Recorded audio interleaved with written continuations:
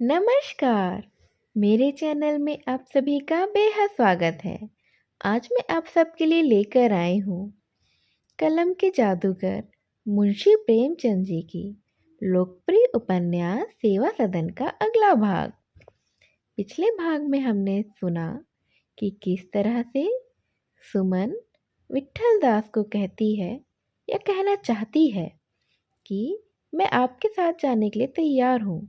मैं यह वैश्यालय छोड़ने के लिए तैयार हूँ। अब मैं कोठे पर नहीं बैठना चाहती हूँ। और विट्ठल दास यह बात सुनकर खुश हो जाते हैं। शर्मा जी से वह उनके कंगन लौटा देती है और उनसे भी थोड़ी सी बहस कर डालती है। अब आगे। सुभद्रा को संध्या के समय कंगन की याद आई। लपकी हुई स्नान घर में गई। उसे खूब याद था कि उसने यहीं ताक पर रख दिया था, लेकिन उसका वहाँ पता ही नहीं था। इस पर वह घबराई। अपने कमरे के प्रत्येक ताक और अलमारी को देखा। रसोई के कमरे में चारों ओर ढूंढा। घबराहट और भी बढ़ी। फिर तो उसने एक एक संदूक, एक एक कोना, मानो कोई सुई ढूंढ रही हो, इस तरह से ढूंढा, लेकिन कुछ पता ही नहीं चला। महरी ने पूछा तो उसने बेटे की कसम खाकर कह दिया कि मैं नहीं जानती। जीतन को बुलाकर पूछा।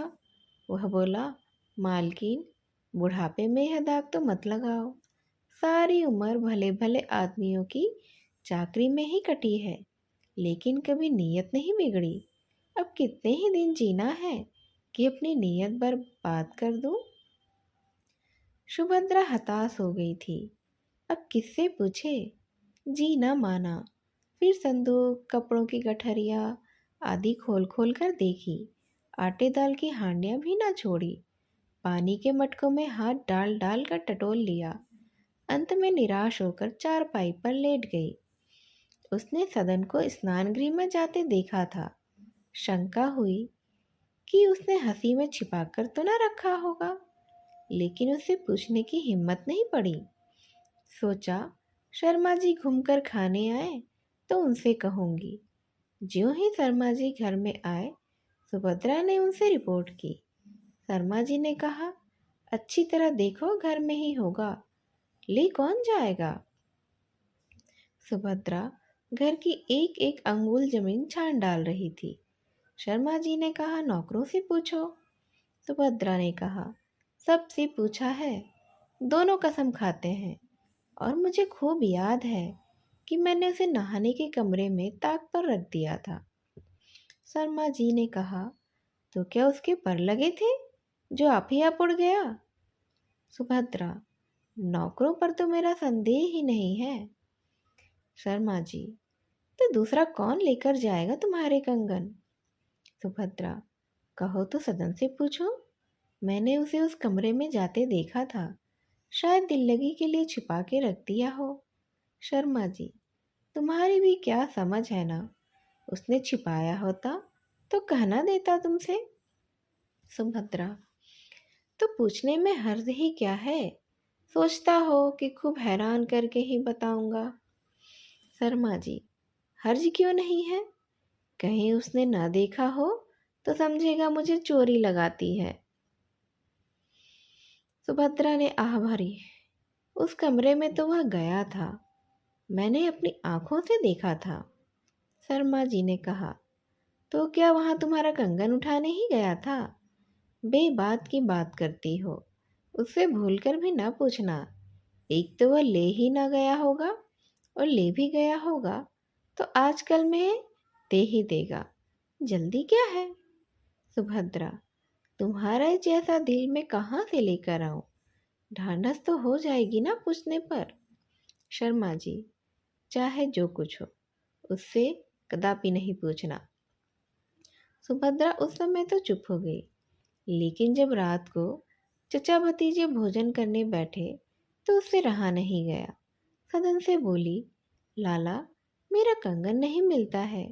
छिपा रखा हो तो दे दो ना, क्यों इतना हैरान करते हो। सदन के तो मुख का रंग ही उड़ गया और कलेजा कांपने लगा। चोरी करके सीना जोरी करने का ढंग नहीं जानता था। उसके मुंह में कौर था, उसे चबाना भी भूल गया। इस प्रकार से मौन हो गया कि मानो कुछ सुना ही नहीं। शर्मा जी ने सुभद्रा की ओर ऐसे आग्नेय नेत्रों से देखा कि उसका तो रक्त ही सूख गया। फिर से जबान खोलने का साहस ही नहीं हुआ। फिर सदन ने शीघ्रतापूर्वक 2-4 ग्रास खाए और चौके से उठ गया।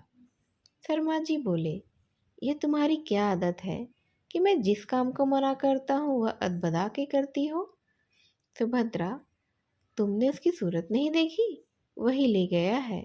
अगर झूठ निकल जाए तो जो चाहे वह सजा दे दो। शर्मा जी, यह सामुद्रिक विद्या कब से सीखी? सुभद्रा, उसकी सूरत से साफ मालूम होता था।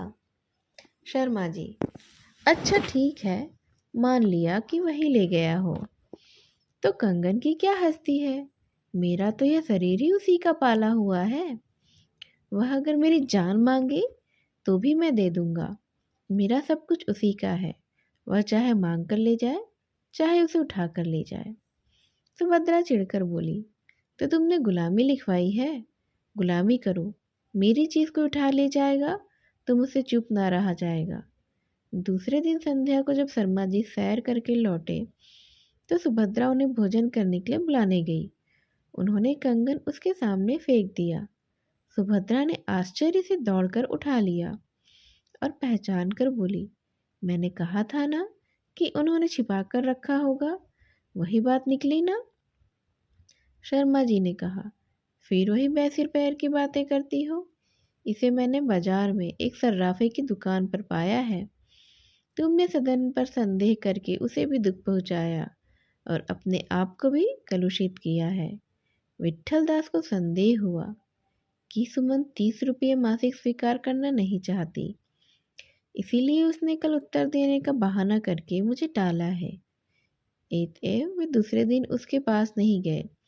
इसी चिंता में पड़े रहे कि शेष रुपयों का कैसे प्रबंध होगा। कभी सोचते दूसरे शहर में डिपुटेशन ले जाऊं, कभी कोई नाटक खेलने का विचार करते। अगर उनका वश चलता तो इस शहर के सारे बड़े बड़े धनाढ्य पुरुषों को जहाज में भरकर काले पानी में भेज देते। शहर में एक कुंवर अनिरुद्ध सिंह सज्जन उदार पुरुष रहा करते थे, लेकिन विट्ठल दास उनके द्वार तक जाकर केवल इसीलिए लौट आए कि उन्होंने वहां तबले की धमक सुनाई दी थी।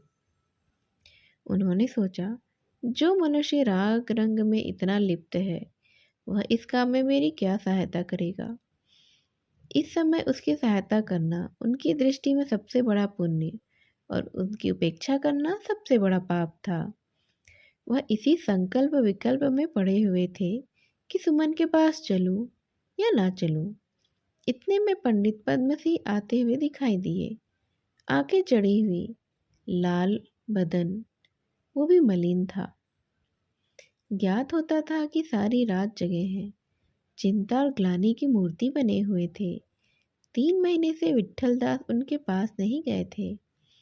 उनकी ओर से हृदय फट गया था, लेकिन शर्मा जी की यह दशा देखते ही पिघल गए और प्रेम से हाथ मिलाकर बोले, भाई साहब, उदास दिखाई देते हैं, कुशल तो है ना? शर्मा जी बोले, जी हाँ, सब कुशल ही है। इधर महीनों से आपसे भेंट नहीं हुई, मिलने को जी चाहता था। सुमन के विषय में क्या निश्चय किया है? विट्ठल दास ने कहा, उसी चिंता में तो दिन रात पड़ा रहता हूँ। इतना बड़ा शहर है पर 30 रुपये मासिक का प्रबंध भी नहीं हो सकता। मुझे ऐसा अनुमान होता है कि मुझे मांगना नहीं आता। कदाचित मुझ में किसी के हृदय को आकर्षित करने का सामर्थ्य ही नहीं है। मैं दूसरों को दोष देता हूँ, पर वास्तव में दोष तो मेरा ही है। अभी तक केवल 10 रुपये का प्रबंध हो सका है। जितने रईस हैं सब के सब पाषाण हृदय हैं। अजी, रईसों की बात तो न्यारी रही। मिस्टर प्रभाकर राव ने भी कोरा जवाब दे दिया।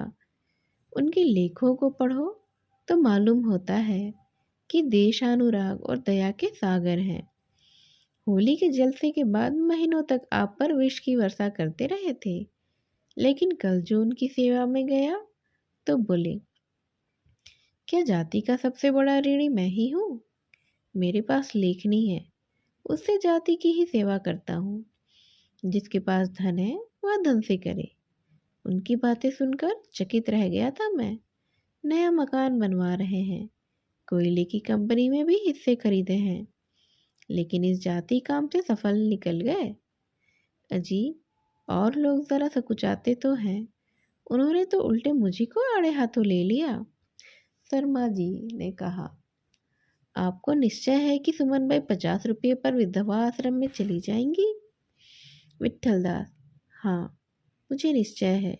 यह दूसरी बात है कि आश्रम कमेटी उसे लेना पसंद ना करे, तब कोई और प्रबंध करूँगा। शर्मा जी ने कहा, अच्छा तो लीजिए, आपकी चिंताओं का अंत किए देता हूँ।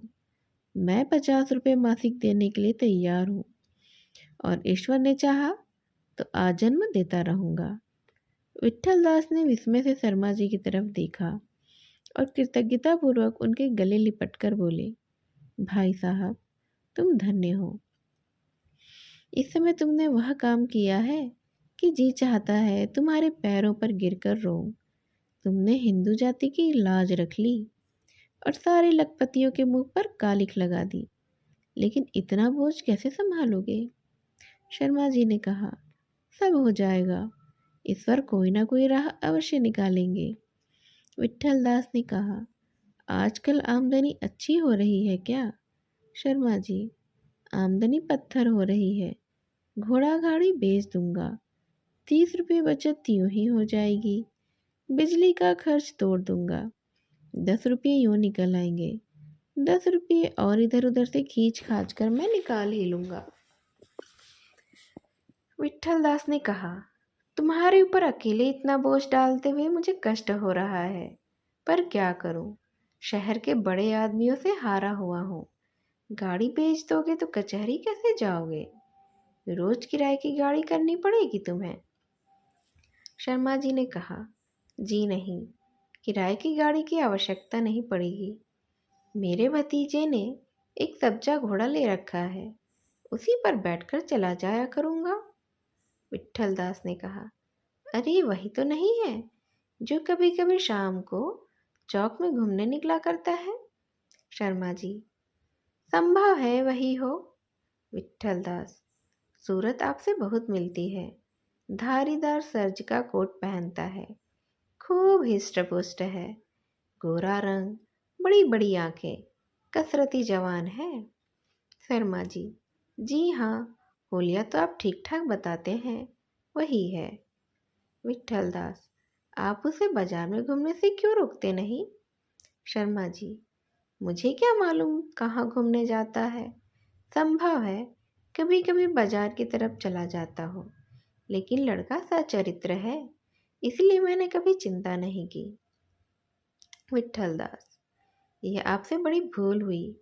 पहले वह चाहे जितना सचरित्र हो, लेकिन आजकल उसके रंग अच्छे नहीं हैं। मैंने उसे एक बार नहीं कई बार वहां देखा है, जहां नहीं देखना चाहिए था। सुमन बाई के प्रेम जाल में पड़ा हुआ मालूम होता है। शर्मा जी के तो होश उड़ गए। बोले, यह तो आपने बुरी खबर सुनाई। वह मेरे कुल का दीपक है, अगर वही कुपथ पर चला तो मेरी जान ही बन जाएगी। मैं शर्म के मारे भाई साहब को मुंह भी ना दिखा सकूंगा। यह कहते कहते शर्मा जी की आंखें सजल हो गई। फिर बोले, महाशय, उसे किसी तरह समझाइए। भाई साहब के कानों में इस बात की भनक भी नहीं है, नहीं तो वह मेरा मुंह ना देखेंगे। विट्ठल दास, नहीं, उसे सीधे मार्ग पर लाने के लिए कोई उद्योग किया जाएगा। मुझे आज तक मालूम ही नहीं था कि वह आपका भतीजा है। मैं आज ही इस काम पर उतारू हो जाऊंगा और सुमन कल तक वहां से चली जाएगी, तो वह आप संभल जाएगा। शर्मा जी, सुमन के चले आने से थोड़े ही बाजार खाली हो जाएगा, किसी दूसरी के पंजे में फंस जाएगा। क्या करूं, उसे घर भेज दूं क्या? विट्ठल दास, वह रह चुका, पहले तो जाएगा ही नहीं, और गया भी तो दूसरे ही दिन भागेगा। यौवन काल की दुर्वासनाएं बड़ी ही प्रबल होती हैं। कुछ नहीं, यह सब इसी कुप्रथा की तो करामात है, जिसने नगर के सार्वजनिक स्थानों को अपना कार्यक्षेत्र बना रखा है। यह कितना बड़ा अत्याचार है कि ऐसे मनोविकार पैदा करने वाले दृश्यों को गुप्त रखने के बदले हम उनकी दुकान सजाते हैं और अपने ही भोले भाले सरल बालकों की कुप्रवृत्तियों को जगाते हैं। मालूम नहीं यह कुप्रथा कैसे चली। मैं तो समझता हूँ कि विषयी मुसलमान बादशाहों के समय इसका जन्म हुआ होगा, जहाँ ग्रंथालय, धर्म सभाएं और सुधारक संस्थाओं के स्थान होने चाहिए थे, वहाँ हम रूप का बाजार सजाते हैं। यह कुवासनाओं को न्योता देना नहीं तो और क्या है। हम जानबूझकर युवकों को गड्ढे में ढकेलते हैं। बेहद शोक की बात है। शर्मा जी ने कहा, आपने इस विषय में कुछ आंदोलन तो किया था।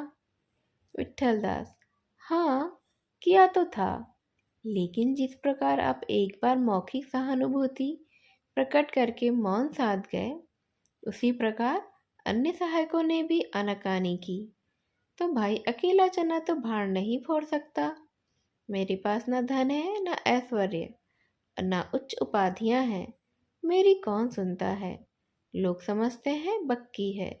नगर में इतने सुयोग्य विद्वान पुरुष चैन से सुख भोग कर रहे हैं, कोई भूलकर भी मेरी नहीं सुनता। शर्मा जी शिथिल प्रकृति के ही मनुष्य थे। उन्हें कर्तव्य क्षेत्र में लाने के लिए किसी प्रबल उत्तेजना की आवश्यकता थी। मित्रों की वाह जो प्रायः मनुष्य की सुप्तावस्था को भंग किया करती है, उनके लिए काफी नहीं थी। वह सोते नहीं थे, जागते थे, केवल आलस्य के कारण ही पड़े हुए थे। इसीलिए उन्हें जगाने के लिए चिल्लाकर पुकारने की इतनी जरूरत नहीं थी जितनी किसी विशेष की बात हो। यह कितनी अनोखी लेकिन यथार्थ बात है कि सोए हुए मनुष्य को जगाने की अपेक्षा जागते हुए मनुष्य को जगाना कठिन है। सोता हुआ आदमी अपना नाम सुनते ही चौंक कर उठ बैठता है। जागता हुआ मनुष्य सोचता है कि यह किसकी आवाज़ है, उसे मुझसे क्या काम है, इससे मेरा काम तो ना निकल सकेगा। जब इन प्रश्नों का संतोषजनक उत्तर उसे मिलता है तो वह उठता है, नहीं तो पड़ा रहता है। पद्मसिंह इन्हीं जागते हुए आलसियों में से थे। कई बार जाति पुकार की ध्वनि उनके कानों में आई थी, किंतु वह सुनकर भी नहीं उठे। इस समय जो पुकार उनके कानों में पहुंच रही थी, उसने उन्हें बलात् उठा दिया। अपने भाई की अप्रसन्नता का निवारण करने के लिए वे सब कुछ कर सकते थे। जिस कुव्यवस्था का ऐसा भयंकर परिणाम हुआ, उसके मूलोच्छेदन पर कटिबद्ध होने के लिए अन्य प्रमाणों की जरूरत नहीं थी। बाल विधवा विवाह के घोर शत्रुओं को भी जब तक उनका समर्थन करते देखा गया है। प्रत्यक्ष उदाहरण से प्रबल और कोई प्रमाण नहीं होता। शर्मा जी बोले, यदि मैं आपके किसी काम न आ सकूं तो आपकी सहायता करने के लिए तैयार हूँ। विट्ठलदास उल्लासित होकर बोले, भाई साहब, अगर तुम मेरा हाथ बटाओ तो मैं धरती और आकाश एक कर दूंगा। लेकिन क्षमा करना, तुम्हारे संकल्प दृढ़ नहीं होते हैं। अभी यूँ कहते हो, कल ही उदासीन हो जाओगे। ऐसे कामों में धैर्य की बड़ी जरूरत होती है। शर्मा जी लज्जित होकर बोले, ईश्वर चाहेगा तो अब की आपको इसकी शिकायत नहीं रहेगी। विट्ठलदास, तब तो हमारा सफल होना निश्चित ही है। शर्मा जी, यह तो ईश्वर के हाथ है। मुझे ना तो बोलना आता है, ना लिखना आता है। बस आप जिस राह पर लगा देंगे, उसी पर आंख बंद किए मैं चला चलूँगा। विट्ठलदास, अजीब सब आ जाएगा। केवल उत्साह चाहिए। दृढ़ संकल्प हवा में किले बना ही देता है। आपकी वक्तृताओं में तो वह प्रभाव होगा कि लोग सुनकर दंग ही रह जाएंगे। हाँ, इतना स्मरण रखिएगा कि हिम्मत नहीं हारनी है। शर्मा जी ने कहा, आप मुझे संभाले रखिएगा ना। विट्ठलदास, अच्छा, तो अब मेरे उद्देश्य भी सुन लीजिए। मेरा पहला उद्देश्य है कि वेश्याओं को सार्वजनिक स्थान से हटाना और दूसरा वेश्याओं के नाच गाने की रस्म को मिटाना। आप मुझसे सहमत हैं या नहीं? शर्मा जी ने कहा, क्या अब भी कोई संदेह है? विट्ठल दास, नाच के विषय में आपके ये विचार तो नहीं है? शर्मा जी ने कहा, अब क्या एक घर जलाकर भी वही खेल खेलता रहूंगा? उन दिनों मुझे ना जाने क्या हो गया था। मुझे अब यह निश्चय हो गया है कि मेरे उसी जलसे ने सुमन बाई को घर से निकाला।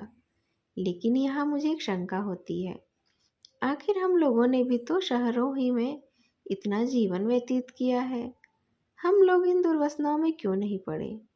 नाच भी तो शहर में आए दिन हुआ ही करते हैं, लेकिन उनका ऐसा भीषण परिणाम होते हुए बहुत कम ही देखा गया है।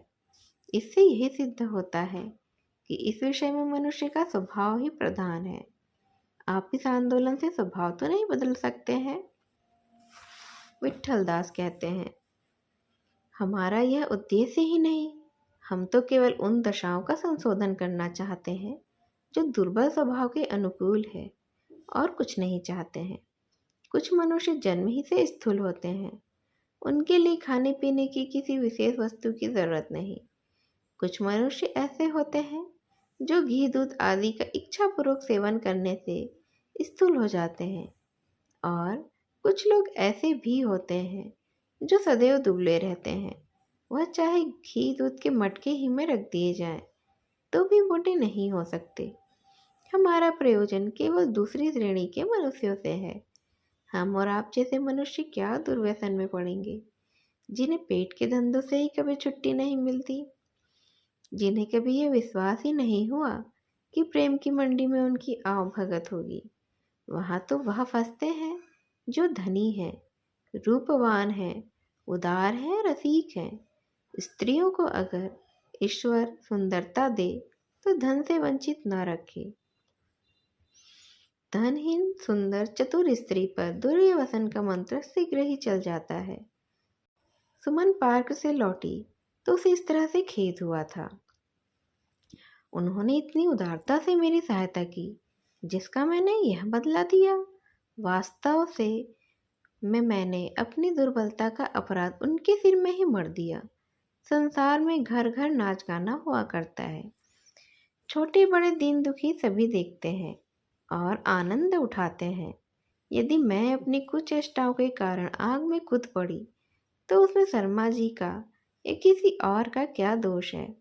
बाबू विट्ठल दास शहर के आदमियों के पास दौड़े। क्या वह उन सेठों के पास ना गए होंगे जो यहाँ आते हैं, लेकिन किसी ने उनकी मदद नहीं की? क्यों? इसीलिए ना कि कहीं वह नहीं चाहते थे कि मैं यहाँ से मुक्त हो जाऊं। मेरे चले जाने से उनकी काम तृष्णा में विघ्न पड़ेगा। वह दयाहीन व्याघ्र के समान मेरे हृदय को घायल करके मेरे तड़पने का आनंद उठाना चाहते हैं। केवल एक ही पुरुष है जिसने मुझे इस अंधकार से निकालने के लिए हाथ बढ़ाया, उसी का मैंने इतना अपमान कर दिया। मुझे मन में कितना कृतज्ञ समझेंगे। वे मुझे देखते ही कैसे भागे। चाहिए तो यह था कि मैं लज्जा से वहीं गड़ जाती। केवल मैंने इस पाप भय के लिए इतनी निर्लज्जता से उनका तिरस्कार किया। जो लोग अपने कलुषित भावों से मेरे जीवन को नष्ट कर रहे हैं, उनका मैं इतना आदर करती हूँ, लेकिन जब व्याध पक्षी को अपने जाल में फंसते नहीं देखता तो वह अन्य बालकों को दौड़ दौड़ कर छूना चाहता है, जिससे वह भी अपवित्र हो जाए। क्या मैं भी हृदय शून्य व्याध हूँ या एक अपोध बालक? किसी ग्रंथकार से पूछिए कि वह एक निष्पक्ष समालोचक के कटु वाक्यों के सामने विचारहीन प्रशंसा का क्या मूल्य समझता है। सुमन को शर्मा जी की यह घृणा अन्य प्रेमों की रसिकता से अधिक प्रिय मालूम होती थी। रात भर वह इन्हीं विचारों में डूबी रही। मन में निश्चय कर लिया था कि प्रातःकाल विट्ठल दास के पास चलूंगी और उनसे कहूंगी कि मुझे आश्रय दें। मैं आपसे कोई सहायता नहीं चाहती, केवल एक सुरक्षित स्थान ही चाहती हूँ। चक्की पीसूंगी, कपड़े सीऊंगी और किसी तरह से अपना निर्वाह कर लूंगी। सवेरा हुआ, वह उठी और विट्ठल दास के घर चलने की तैयारी करने लगी। कि इतने में वह स्वयं ही आ पहुँचे। सुमन को ऐसा आनंद हुआ जैसे किसी भक्त को आराध्य देव के दर्शन से होते हैं। बोली, आइए महाशय, मैं कल दिन भर आपकी राह देखती रही। इसी समय आपके यहाँ आने का मैं विचार कर रही थी। विट्ठलदास, कल कई कारणों से मैं आ नहीं सका। सुमन, तो आपने मेरे रहने का कोई प्रबंध किया? विट्ठलदास, मुझसे जो कुछ नहीं हो सका, लेकिन पद्म सिंह ने लाज रख ली। उन्होंने तुम्हारा प्रण पूरा कर दिया। वह अभी मेरे पास आए थे और वचन दे गए हैं कि तुम्हें 50 रुपये मासिक आजन्म वह देते रहेंगे। सुमन के विस्मयपूर्ण नेत्र सजल हो गए। शर्मा जी की इस महती उदारता ने उसके अंतःकरण को भक्ति, श्रद्धा और विमल प्रेम से प्लावित कर दिया था। उसे अपने कटु वाक्यों पर अत्यंत ही क्षोभ हुआ। बोली, शर्मा जी दया और धर्म के सागर हैं। इस जीवन में उनसे उऋण नहीं हो सकती हूँ। ईश्वर उन्हें सदैव ही सुखी रखे। लेकिन मैंने उस समय जो कुछ कहा था वह केवल परीक्षा के लिए था। मैं देखना चाहती थी कि सचमुच मुझे उबारना चाहते हैं या केवल धर्म का शिष्टाचार कर रहे हैं। अब मुझे विदित हो गया है कि आप दोनों सज्जन देवरूप हैं। आप लोगों को वृथा कष्ट नहीं देना चाहती। मैं सहानुभूति की भूखी थी, वह मुझे मिल गई। अब मैं अपने जीवन का भार आप लोगों पर नहीं डालूंगी। आप केवल मेरे रहने का कोई प्रबंध कर दें जहाँ मैं विघ्न बाधा से बची रह सकूं। विट्ठलदास तो चकित हो गए। जाति गौरव से आंखें चमक उठी। उन्होंने सोचा, हमारे देश की पतित स्त्रियों के विचार भी ऐसे उच्च होते हैं। वह बोले, सुमन, तुम्हारे मुँह से ऐसे पवित्र शब्द सुनकर मुझे इस समय जो आनंद हो रहा है उसका वर्णन भी नहीं कर सकता। लेकिन रुपयों के बिना तुम्हारा निर्वाह कैसे होगा? सुमन, मैं परिश्रम करूंगी।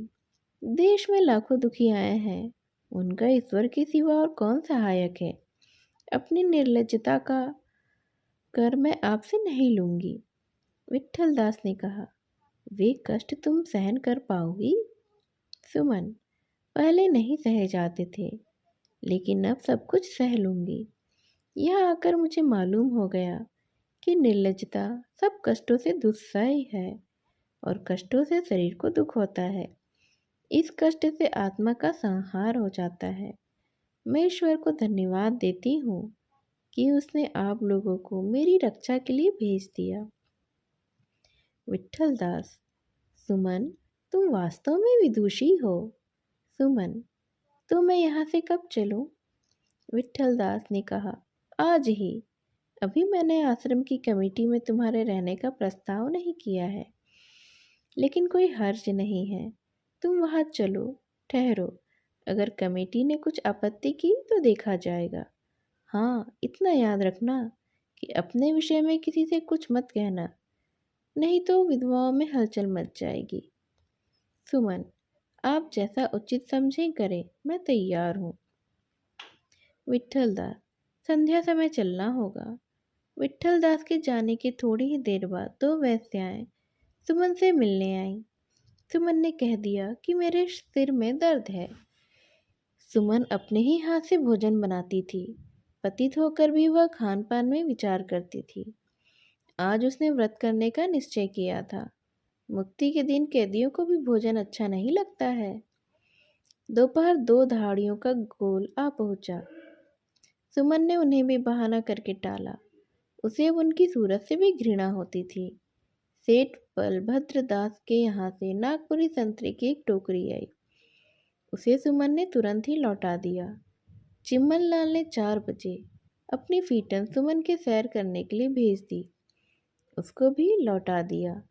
जिस प्रकार अंधकार के बाद अरुण का उदय होते ही पक्षी कलरव करने लगते हैं और बछड़े किलोलों में मग्न हो जाते हैं, उसी प्रकार सुमन के मन में भी क्रीड़ा करने की प्रबल इच्छा हुई। उसने सिगरेट की एक डिबिया मंगवाई और वार्निश की एक बोतल मंगवाकर ताक पर रख दी और एक कुर्सी का एक पाया तोड़कर कुर्सी छज्जे पर दीवार के सहारे रख दी। 5 बजते बजते मुंशी अबुल वफा का आगमन हुआ। यह हजरत सिगरेट बहुत ही ज़्यादा पीते थे। सुमन ने आज असाधारण रीति से उनकी आवभगत की और इधर उधर की बातें करने के बाद बोली, आइए आज आपको वह सिगरेट पिलाऊं कि आप भी याद करेंगे। अबुल वफा ने कहा, नेकी और पूछ पूछ। सुमन ने कहा, देखिए एक अंग्रेजी दुकान से खास आपके ही खातिर तो मंगवाया है, यह लीजिए। अबुल वफा ने कहा, तब तो मैं भी अपना शुमार खुश नसीबों में करूँगा। वाह रे मैं, वाह रे मेरे साजे जिगर की तासीर। अबुल वफा ने सिगरेट मुंह में दबाया। सुमन ने दिया सिलाई की डिबिया निकालकर एक सिलाई रगड़ी। अबुल वफा ने सिगरेट को जलाने के लिए मुंह आगे बढ़ाया, लेकिन न मालूम कैसे आग सिगरेट में न लगकर उनकी दाढ़ी में लग गई। जैसे पुआल जलता है उसी तरह एक क्षण में दाढ़ी आधी से ज़्यादा जल गई।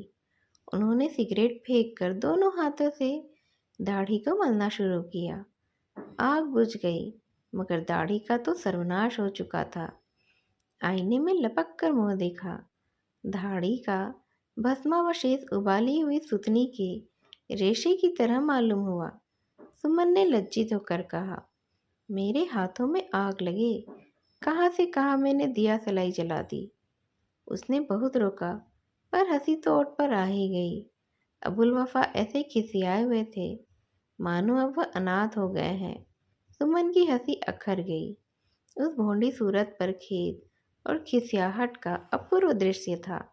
बोले, यह कब की कसर निकाली है? सुमन कहती है, मुंशी जी मैं सच कहती हूँ, यह दोनों आंखें फूट जाएं अगर मैंने जानबूझकर आग लगाई हो। आपसे बैर भी होता तो भी दाढ़ी बेचारी ने मेरा क्या बिगाड़ा था। अबुल वफा, माशूकों की शोखी और शरारत अच्छी मालूम होती है, लेकिन इतनी नहीं कि मुंह ही जला दे। अगर तुमने आग से कहीं दाग दिया होता तो इससे अच्छा था। अब यह मुन्नत की सी सूरत लेकर मैं किसे मुंह दिखलाऊंगा। वल्लाह, आज तुमने मटिया मेट कर दिया। सुमन, क्या करूं, खुद पछता रही हूँ। अगर मेरी दाढ़ी होती तो आपको दे देती। क्यों, नकली दाढ़ियाँ भी तो मिलती हैं ना। अबुल वफा, सुमन, जख्म पर नमक नहीं छिड़को। अगर दूसरे ने यह हरकत की होती तो आज तो उसका खून ही पी जाता।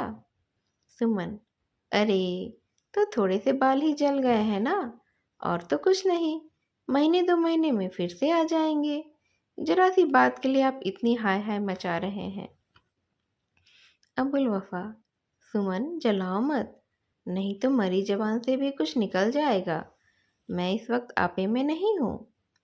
सुमन, नारायण नारायण, जरा सी दाढ़ी पर इतने जामे के बाहर हो गए।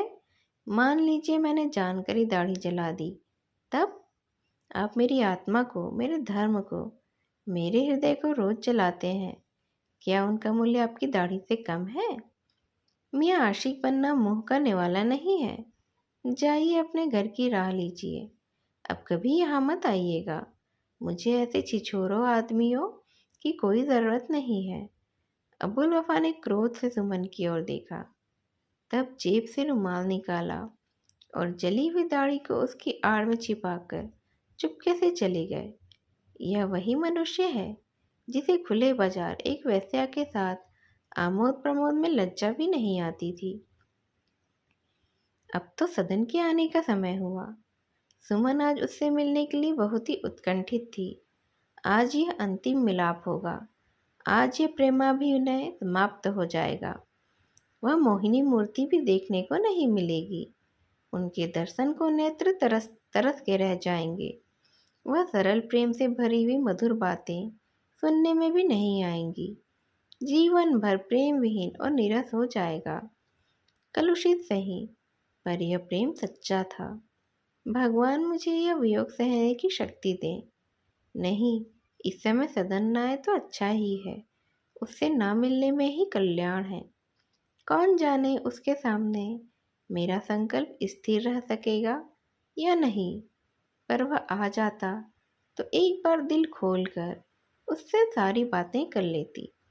उसे इस कपट सागर में डूबने से बचाने की मैं चेष्टा तो जरूर करती। इतने में ही सुमन ने विट्ठल दास को एक किराए की गाड़ी में से उतरते देखा। उसका हृदय वेग से धड़कने लगा।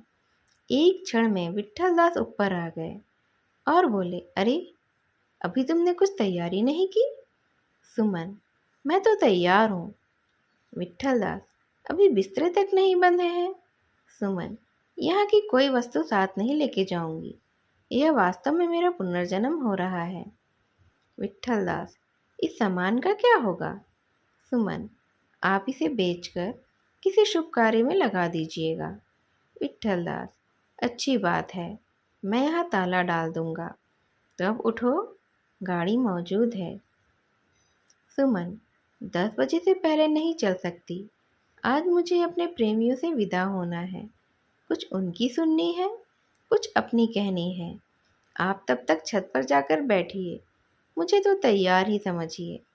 विट्ठल दास को बुरा मालूम हुआ, पर धैर्य से काम लिया। ऊपर जाकर खुली हुई छत पर ही टहलने लग गए।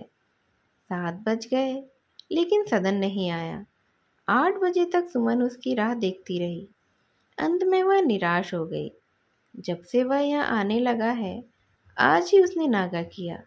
सुमन को ऐसा मालूम होता था मानो वह किसी निर्जन स्थान में खो सी गई है। हृदय में एक अत्यंत ही तीव्र किंतु सरल, वेदनापूर्ण किंतु मनोहारी आकांक्षा का उद्वेग हो रहा था। मन पूछता था, उनके न आने का क्या कारण है? किसी अनिष्ट की आशंका ने उसे बेचैन कर दिया था। 8 बजे सेठ चिम्मन लाल आए। सुमन उनकी गाड़ी देखते ही छज्जे पर जा बैठी। सेठ जी बहुत ही कठिनाई से ऊपर आए और हाँफते हुए बोले, कहाँ हो देवी? आज बग्घी क्यों लौटा दी? क्या मुझसे कोई खता हो गई है? सुमन, यही छज्जे पर चले आइए, भीतर कुछ गर्मी मालूम होती है। आज सिर में दर्द था, सैर करने को जी ही नहीं चाहता था। चिम्मन लाल, हीरिया को मेरे यहाँ क्यों नहीं भेज दिया? हकीम साहब से कोई नुस्खा तैयार करा देता। उनके पास तेलों के अच्छे अच्छे नुस्खे हैं। यह कहते हुए सेठ जी कुर्सी पर बैठे, लेकिन 3 टांग की कुर्सी उलट गई। सेठ जी का सिर नीचे हुआ और पैर ऊपर, और वह एक कपड़े की गांठ के समान औंधे मुंह लेट गए। केवल एक बार मुंह से अरे निकला और फिर वह कुछ ना बोले। जड़ ने चैतन्य को परास्त कर दिया। सुमन डरी कि चोट ज्यादा तो नहीं लग गई। लालटेन लाकर देखा तो हंसी ना रुक सकी। सेठ जी ऐसे असाध्य पड़े थे मानो पहाड़ से ही गिर पड़े हों। पड़े पड़े ही बोले, हाय राम, मेरी तो कमर ही टूट गई। जरा मेरे साइज को बुलवा दो, घर जाऊंगा। सुमन ने कहा, चोट बहुत आ गई है क्या? आपने भी तो कुर्सी खींच ली, दीवार से टिक कर बैठते तो कभी ना गिरते। अच्छा, क्षमा कीजिएगा, मुझी से भूल हुई कि मैंने आपको सचेत नहीं किया। लेकिन आप जरा भी ना संभले, बस गिर ही पड़े। चिमनलाल कहते हैं, मेरी तो कमर ही टूट गई और तुम्हें मसखरी सूझ रही है। सुमन कहती है, तब इसमें मेरा क्या वश है? अगर आप हल्के होते तो उठाकर बैठा देती। जरा खुद ही जोर लगाइए, अभी उठ बैठिएगा। चिमनलाल, अब मेरा घर पहुंचना मुश्किल है। हाय, किस बुरी साइड से चले थे, जीने पर से उतरने में पूरी सांसत हो जाएगी। बाई जी, तुमने यह कब का बैर निकाला है? सुमन, सेठ जी, मैं बहुत ही लज्जित हूँ। चिमनलाल, अजी रहने भी दो, झूठ मूठ की बातें बनाती हो। तुमने मुझे जानबूझकर गिराया है। सुमन, क्या आपसे मुझे कोई बैर था? और आपसे बैर हो भी तो आपकी बेचारी कमर ने मेरा क्या बिगाड़ा था? चिमनलाल, अब यहाँ आने वाले पर लानत है। सुमन, सेठ जी, आप इतनी जल्दी नाराज हो गए? मान लीजिए मैंने जानबूझकर ही आपको गिरा दिया। तो क्या हुआ? इतने में विट्ठलदास ऊपर से उतरे। उन्हें देखते ही सेठ जी चौंक पड़े। घड़ों पानी पड़ गया था। विट्ठलदास ने हंसी को रोककर पूछा, कहिए सेठ जी, आप यहाँ कैसे आ फंसे? मुझे आपको यहाँ देखकर बड़ा आश्चर्य होता है। चिमनलाल, इस घड़ी ना पूछिए, फिर यहाँ आऊं तो मुझ पर लानत है।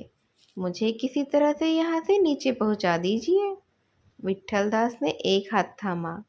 साइस ने आकर कमर पकड़ी। इस तरह लोगों ने उन्हें किसी तरह से जीने से उतारा और लाकर गाड़ी में लिटा दिया। ऊपर आकर विट्ठलदास ने कहा, गाड़ी वाला अभी तक खड़ा है, 10 बज गए, अब विलम्ब ना करो। सुमन ने कहा, अभी एक काम और करना है, पंडित दीनानाथ आते होंगे, बस उनसे निपट लूं। आप थोड़ा सा कष्ट और कर लीजिए। विट्ठलदास ऊपर जाकर बैठे ही थे कि पंडित दीनानाथ आ पहुँचे। बनारसी साफा सिर पर था, बदन पर रेशमी अचकन शोभायमान थी। काले किनारे की महीन धोती और काली वार्निश के पंप जूते उनके शरीर पर खूब जचते थे।